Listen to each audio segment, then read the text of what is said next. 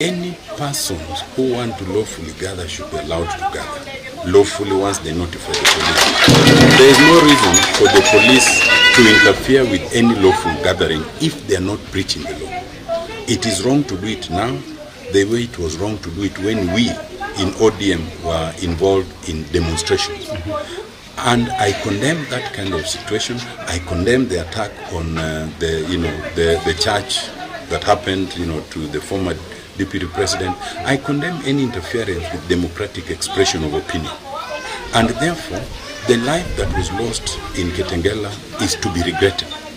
And it is not because the young man who died is Luo. It is because no life should be lost in any manner where there's democratic expression of opinion.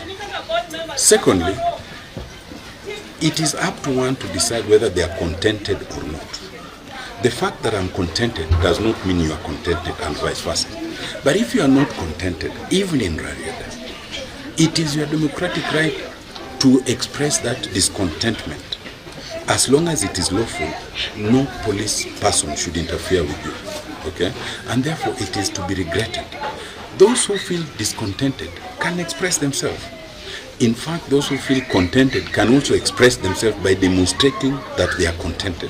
But either way, no one should be interfered with by the police. So the fact of having any meeting by any groupings anywhere, I think there's nothing wrong with that. I saw my party chair yesterday had some various meetings in Kisumu.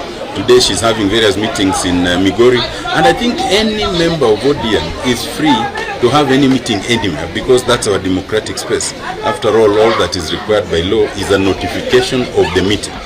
Whatever one says there is an expression of democratic opinion. In my view, neither the police nor any person should hinder anyone from gathering to express their view. But when then the party calls a meeting, as now an NDC has been called for 27th of March, next month, then it is expected that everyone who has an opinion will come there, air their opinions, but the majority decision is what will be carried. And once the majority decision is carried, it is the obligation of every party member to follow that decision.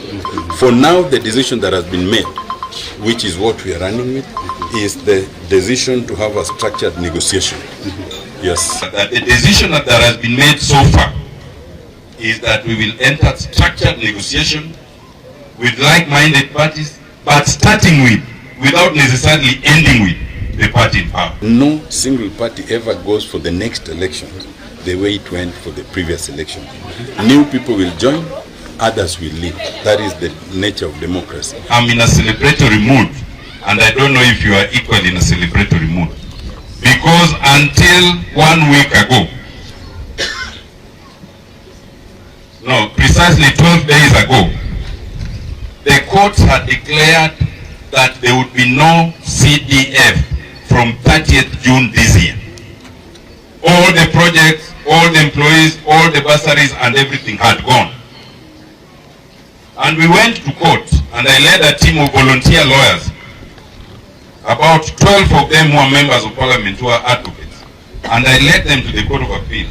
And we managed to persuade the Court of Appeal that there is nothing unconstitutional about the CDF fund. And the court was able to declare that the entire act is constitutional and it is not in competition with the counties. The monies the counties are given, it is theirs. How they use it is their problem.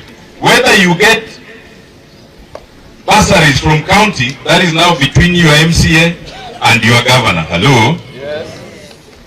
And there is nothing wrong with you getting money from the MCA, from the MP, and from the county, and even from national government, because we all know that in this part of the world,